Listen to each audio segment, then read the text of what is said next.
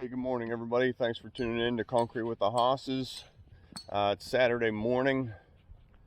We're just going to do a real simple sidewalk here. Just three of us today, and should go pretty smooth. I was hoping to get some good footage on just some edging, floating, and brooming technique. The sidewalk's 5 foot by 85 feet long, and it's just right beside the road. Street walk, we always call this. A lot of housing plans we work in have these that just, parallel the road to keep the foot traffic off of the road. So we'll go ahead and get some footage on that, and hope you enjoy it. Again, thanks for tuning in to Concrete with the Hosses.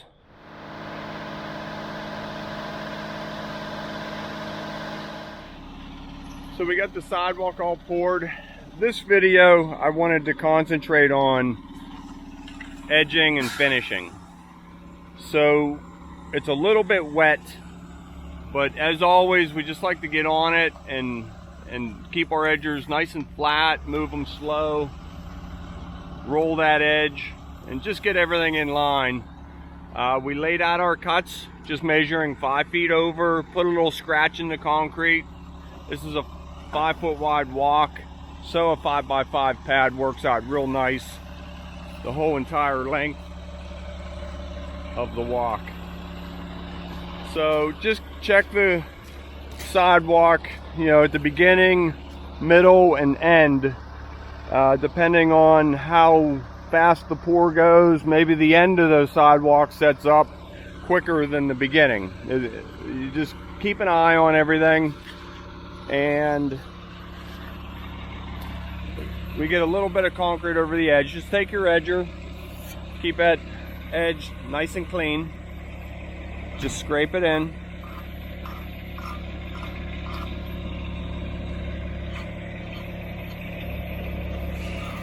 Keeping your edger nice and flat.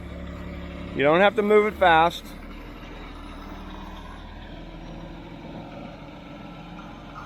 Go one way and just go the other. Cleaning off that 2x4, and there's a reason for that. You just want everything nice and cleaned off, nice and flat, all that cream right on the top. If the edger's too steep, coming in too steep like this, it turns up all these rocks. See how lumpy that looks? That's not what you want. First pass, slow and flat, always. Whether you're edging, floating, joining, everything. So I said there's a reason for it. You knock off all this debris on the form, scrape that excess concrete in, slow and flat.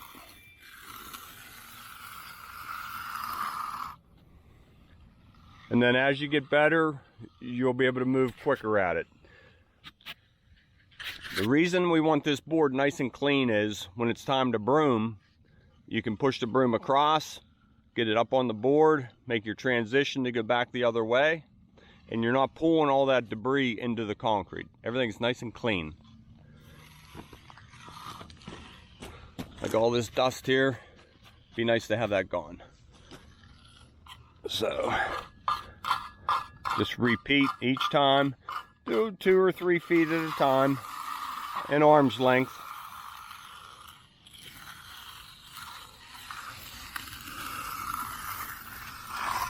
So a nice long stroke all the way out as far as you can reach. Make your transition and pull it back. If you do a bunch of little motions like that, now it gets all wavy.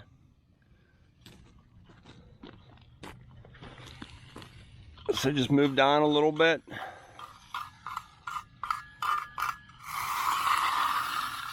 So that's some close-up footage. I'll step back and you can apply that to how the guys are doing it.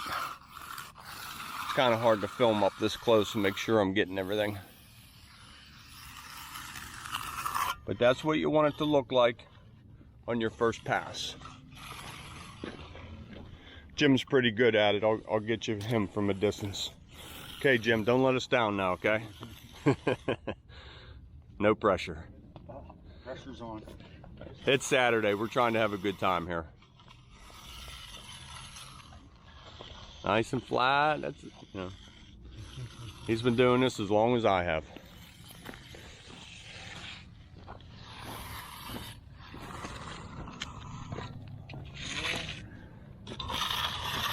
And that's cleaning off that edge. Nice long strokes.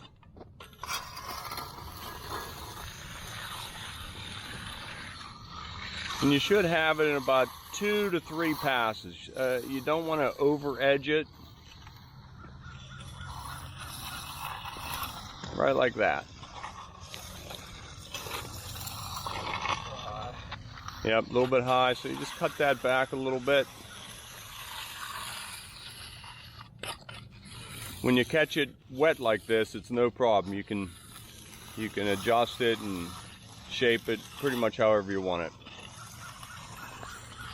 So, almost to the end. So we'll go over joining next.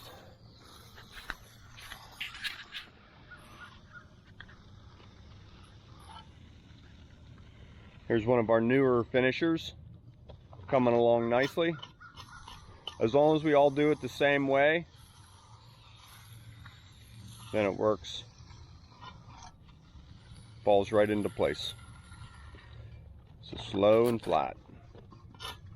That's key when you're doing concrete. Slow and flat on that first pass. So when to finish the concrete, we pretty much just touch it. It feels kind of soft and mushy, and it really sticks to your fingers with all the water. It's too wet to touch yet. So as the concrete's setting up, you can see we're getting a lot, getting a lot less movement. A little bit of stickage, but it's definitely good to go ahead and get cutting. So we put our board on our 5-foot mark. Jim, can I get in there just 1 second? Then you just kind of stand on the curb and sight it across. Make sure you're parallel with, go ahead Jim, thanks, the curvature of the walk. So as they're cutting, I'll try and talk over it. I know it gets noisy.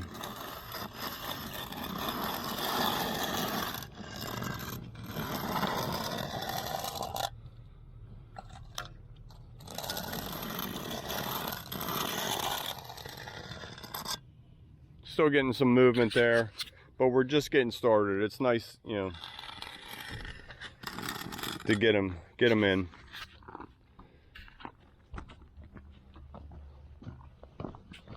So on these corners here where these holes are, what I usually do is take my joiner and scrape up some cream and lay it in there. That's all right, but it's kind of wet. So we'll do that with a float. We'll just take the edge of the float, scrape up some cream, and lay it in there so that that's nice and full when it's time to finish.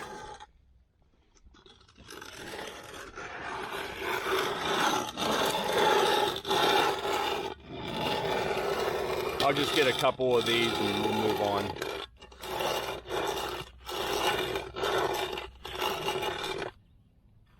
Right there, there you go.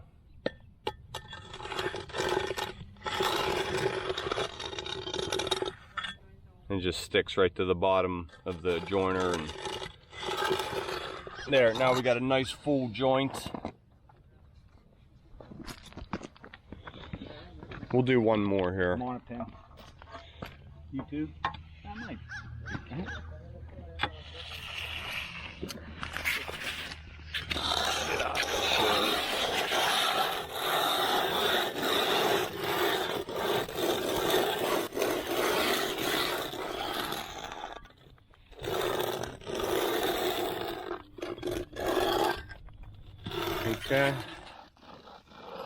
Okay, down here at the end, you can see how they can move faster at it. The concrete's getting a little bit tighter. Still pretty soft.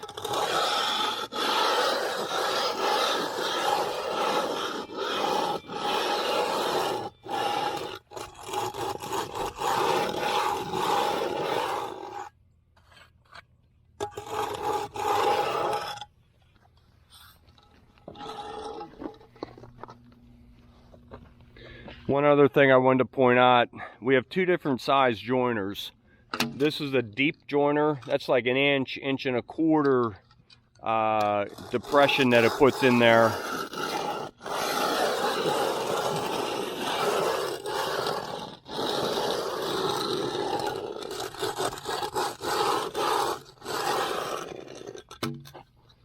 And then when we go ahead and do a finish edge on it, or a finish joint line, they're like 1 inch to maybe 3/4 of an inch as they wear down. So we'll do that with a shallower joiner so it doesn't bottom out in that groove. So all the joints are in.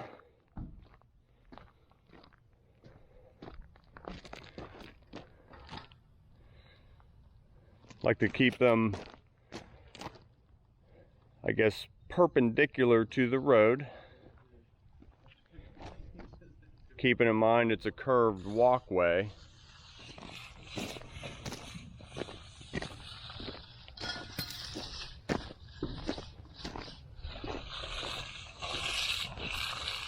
So I'll get a little bit of the floating. And on outside concrete, we never use steel trowels. Only on our stamping we use steel trowels. We use mag floats on everything outside. Just trying to hit it as little as possible.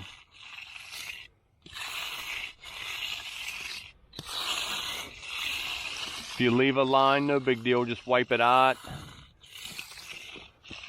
The broom will take care of all of that. You want to keep those flat.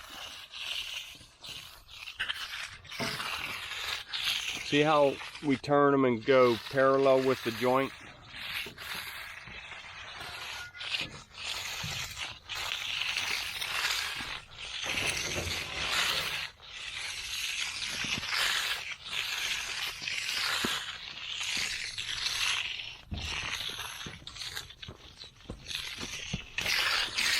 I said before, I get into this filming, it's a lot easier than finishing.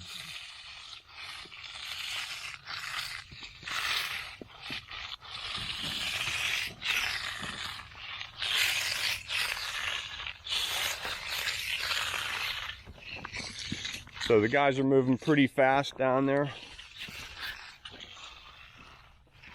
So that's about what you want it to look like before brooming. So once you hit it with a float, it really softens up the surface. So you want that to tighten back up, and you go back to checking it. You just don't want it to stick to your fingers before the broom. So we'll get that, we'll get a little bit down at the end and show you the difference from start to end.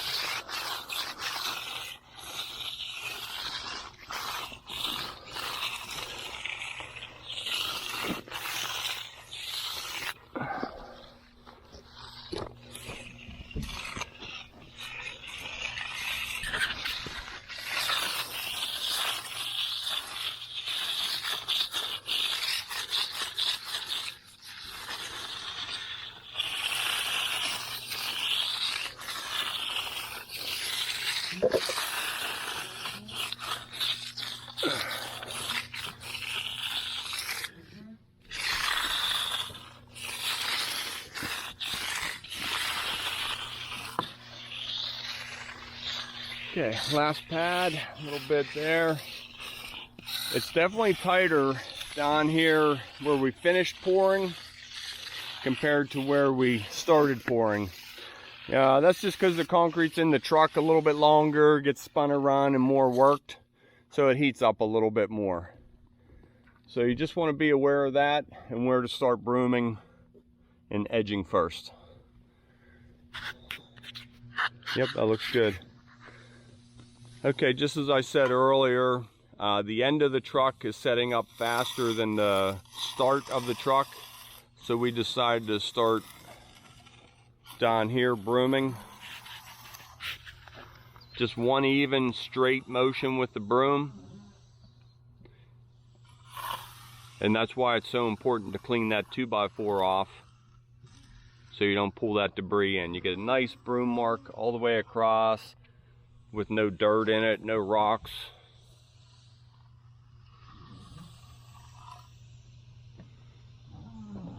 And again, slow and flat with that broom.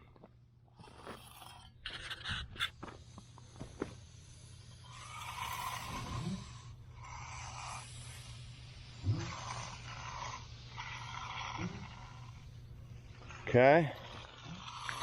Jim's up here starting to edge.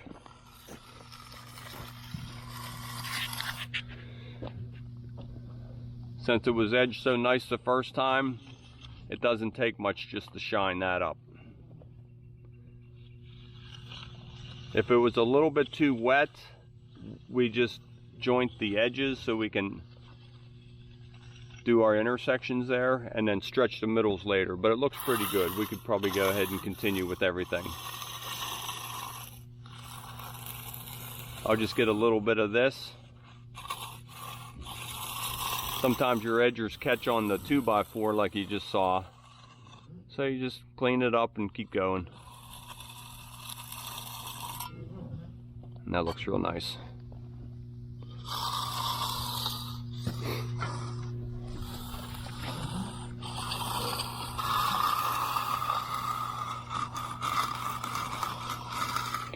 See how I angle this down and don't let that point touch until I'm right there. We like these intersections to be nice and clean.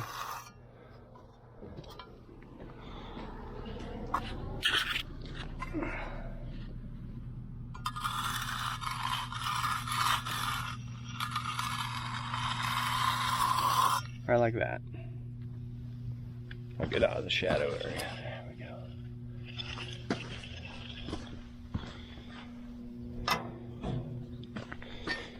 Yeah. Okay.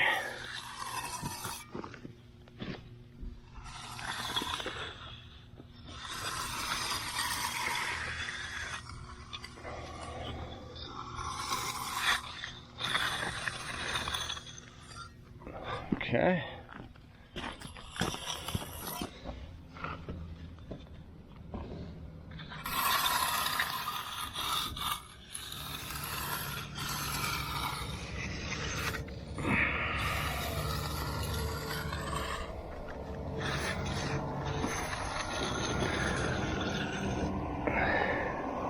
Little mark right there, so gently scrape up a little bit of cream.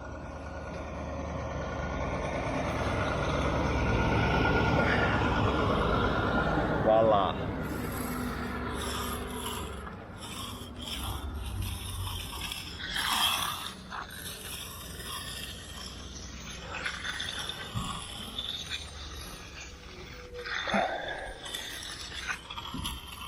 Hey James, let me get some final with that broom.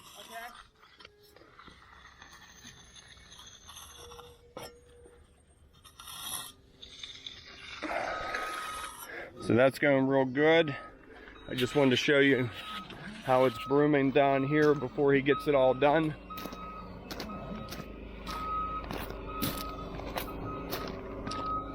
So concrete's still a little bit wet down here, so nice and slow. Follow your joints nice and straight. So if you go a little crooked coming out, you can correct it coming back. Tearing that up a little bit, why don't we hold off a little bit on that. This first section here is just a little bit creamy. You can see how it's starting to pull up some aggregate, or some real small aggregate from the sand. Just rolls up. Not a big deal, but we're in no hurry. So let's just wait a little bit. We'll let that tighten up. We only have 20 feet to go.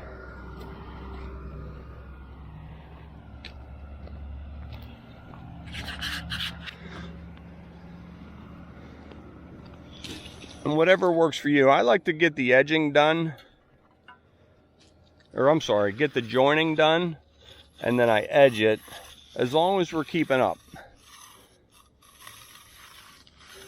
But if you want to joint and edge at the same time,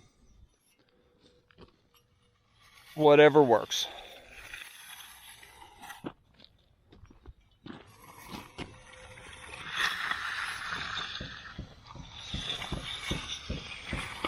It's hard reaching out there with one hand. Jim, can you reach that far?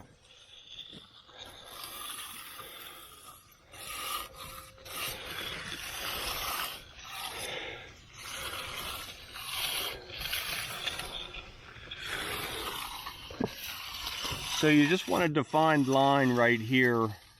You don't want to see this all bubbled up and ugly looking.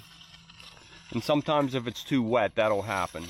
So whenever you just get a nice line like that, that's what we're looking for.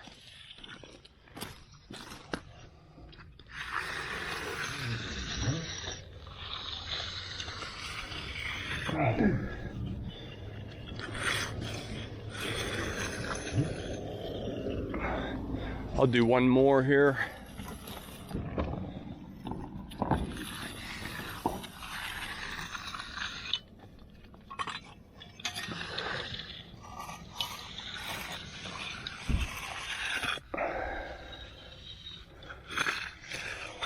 A little bit of hole there. I just scrape up some cream. Just work it right in there. Okay. A little bit right there.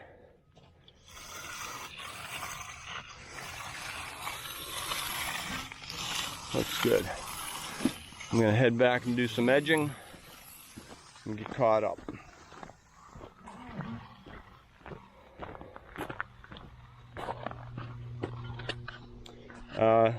Keeping this edge clean, just take your finger or your pant leg and wipe that off. Keep that nice and clean. I'm right next to a transformer box. I'll get away from it.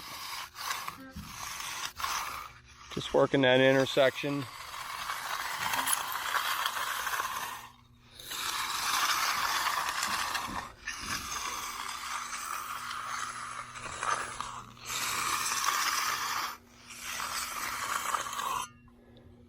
A little bit right here.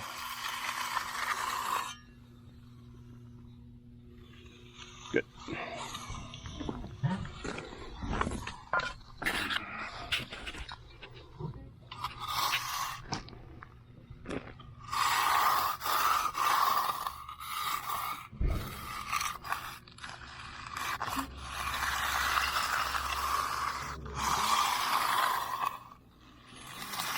Just trying to keep my edger nice and flat.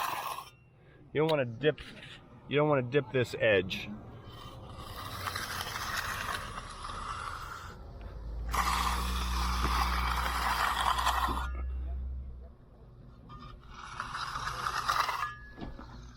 Got some holes there. Let me see if I can fill them in.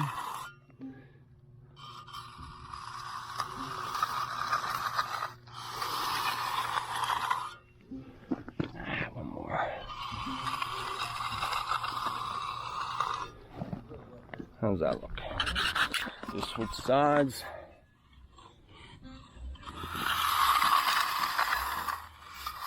Working those intersections.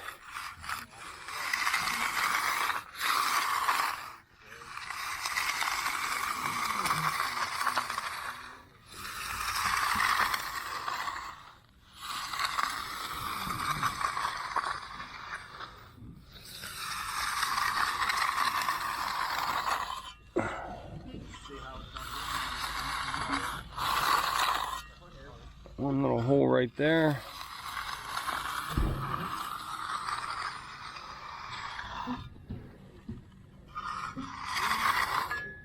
Okay. I'll do one more here.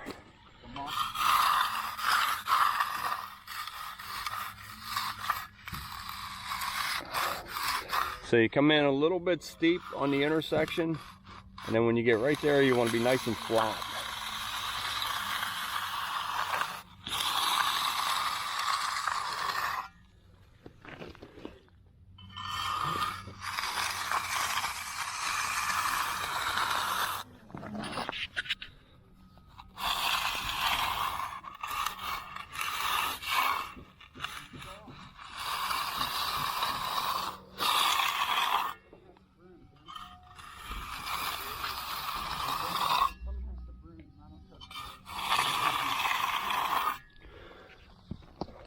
Take care of this rock.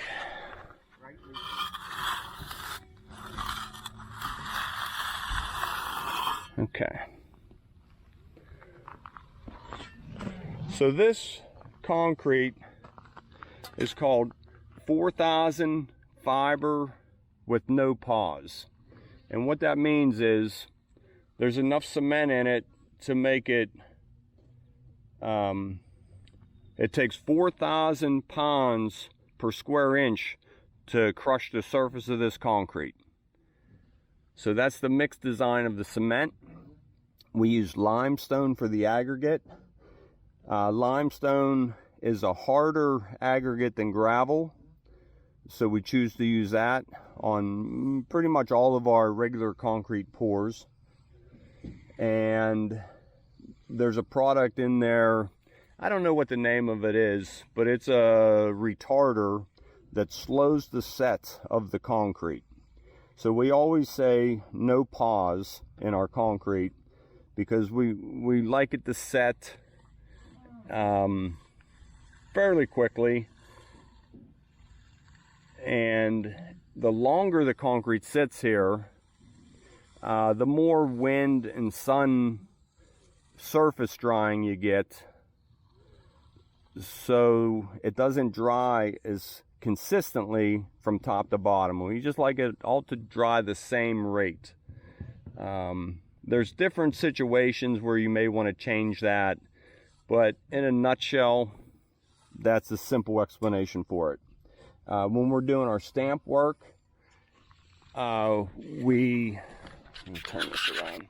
When we do our stamp work, we do a 1B gravel mix, and that allows the stamps to go in better because it's a smaller aggregate that rolls versus the bigger limestone aggregate that's jaggy and locks together. And jaggy and locks together is better and stronger for an application like this. So much for the technical side of it today. You can see how that's coming together real nice.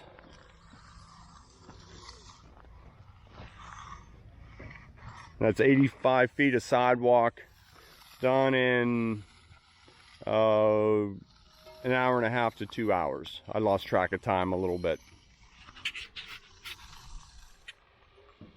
So one little square of edging right there, and that wraps this project up. We did everything here months and months ago, and we had to let the sidewalk go for the gas tap. So they made that, so we came back in and did our street walk. Now they can run their topsoil in and grade this lot and get this place all cleaned up. So, hey, one other thing I thought of. This video is going to be geared to do-it-yourselfers, how to edge and broom and float concrete. So if you're thinking of doing that and you're watching this video for advice, my advice would be your local ready mix supplier. Give them a call, tell them what you're doing, and ask them for their opinion of what mix you should use, whether you're pouring inside or outside, broomed versus exposed aggregate or decorative. And one other bit of advice I could give you is don't call them first thing in the morning or last thing in the day. Call them between 10 and 12 and 1 and 3. Mornings for concrete guys are super busy, super hectic, and evenings, getting things completed and then set up for the next day. So if you're looking for advice from the dispatcher, you'll probably get a better response from him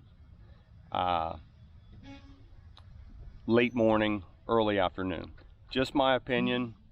So I hope that helps. Thanks for tuning in to Concrete with the Hosses. Have a good weekend.